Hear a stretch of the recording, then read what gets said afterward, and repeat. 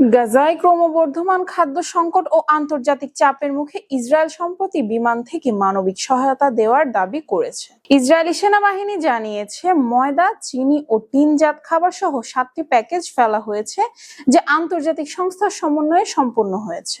তবে এই সাহায্য ফেলার ফুটেজ স্বাধীনভাবে যাচাই করা যায়নি এবং ফিলিস্তিনি কর্মকর্তারাও এ বিষয়ে মন্তব্য করেননি।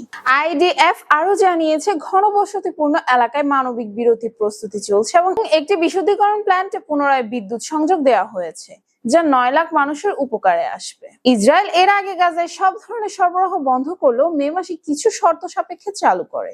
যুক্তরাষ্ট্রের সঙ্গে তার ডিএইচএফ এর কার্যক্রম সমর্থন করছে। তবে এর মধ্যেও প্রতিদিন ফিলিস্তিনিদের মৃত্যুর খবর আসছে। জাতিসংঘ, বিশ্ব খাদ্য সংস্থা ও অন্যান্য সংস্থাগুলো বলছে, আকাশপথে সহায়তা ব্যয়বহুল, অদক্ষ এবং বিপজ্জনক।